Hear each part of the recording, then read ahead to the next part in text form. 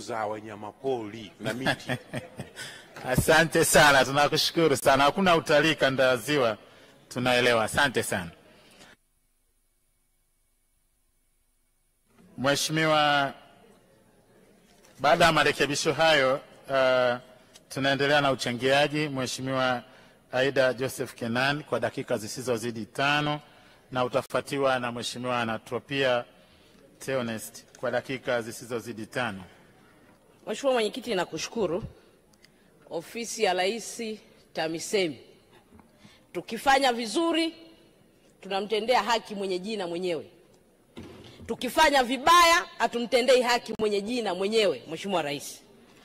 Mheshimiwa Mwenyekiti, kwa sababu muda ni mchache, ni aibu mpaka leo bendera ya taifa, picha ya Mheshimiwa Rais kuambia shuleni wanunue. Pelekeni, na inawezekana tuhitaji malaika Gabrieli.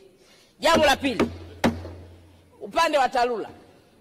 Mheshimiwa Mwenyekiti, naishukuru serikali kwa kusikiliza bunge kuongeza bajeti kwa miaka 4 mfululizo. Lakini bajeti hizo zinakwenda. Mheshimiwa Mwenyekiti, jimbo la Nkasi Kaskazini, robo 3 ya barabara zake ziko chini ya TARURA. Pamoja na kuongezeka kwa bajeti, hebu angalieni maeneo yaliyoathirika zaidi, muyape kipaumbele au kuwe na program maalum ya kwenda kumaliza hizo changamoto.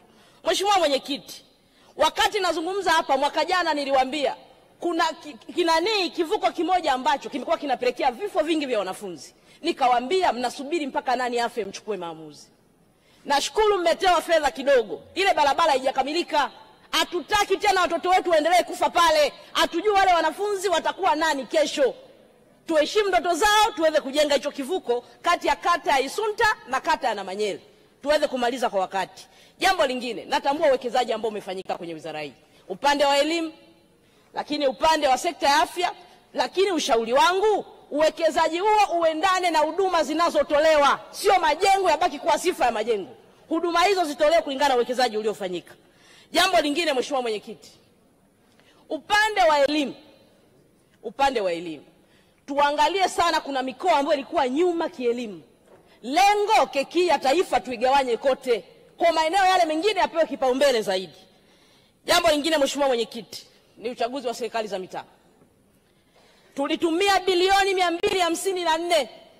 Fedha kutumia sio jambo baya. Nini kilienda kufanyika? Mheshimiwa Mwenyekiti, Mheshimiwa Mchengelo ameshafanya kazi kwenye wizara hizo nyingine vizuri kabisa, na hata wizara ya TAMISEMI maeneo mengine na usimamizi vizuri kabisa. Kwenye eneo la uchaguzi wa serikali za mitaa, mimi ni Mkristo Mkatoliki. Ukweli utaniweka huru, mambo yalifanyika hovyo kabisa mwaka jana kwenye uchaguzi wa serikali za mitaa. Kuanzia mwanzo kwenye kuwaengua wagombea haiwezekani. Tena mnaondoa mambo ambayo hayapo kisheria wala kikanuni. Mheshimiwa Waziri, wewe ni mwanasheria.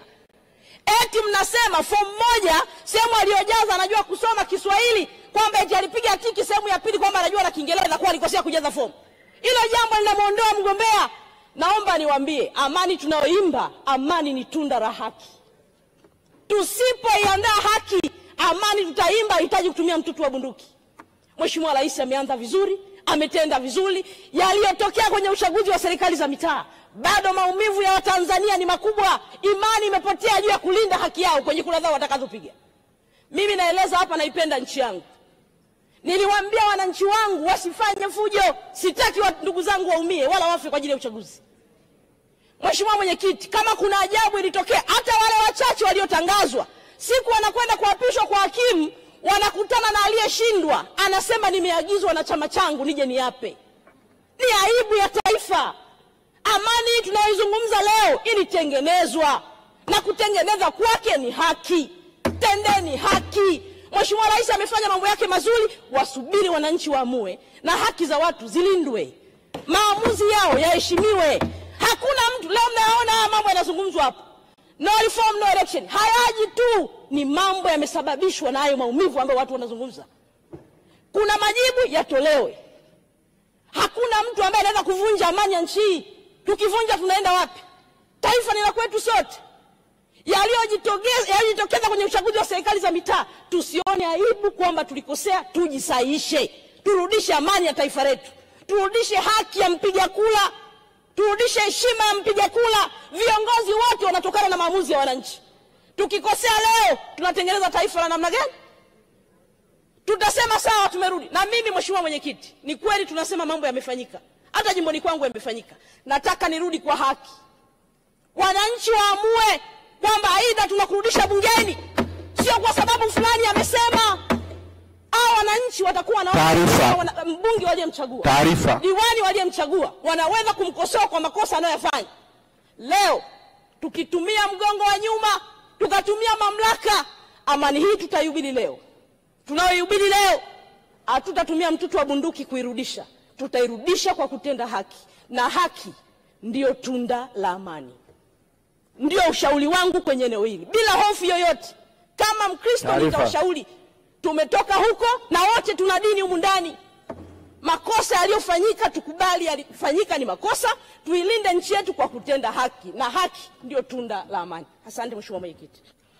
Asante Mheshimiwa Aida kwa kuheshimu muda. Mheshimiwa Senga, nilikuona, lakini kwa kuzingatia changamoto ya muda nitaomba uniwie radhi. Asante sana Mheshimiwa Senga. Waheshimiwa wabunge, tunaendelea na Mheshimiwa Anatropia Theonest.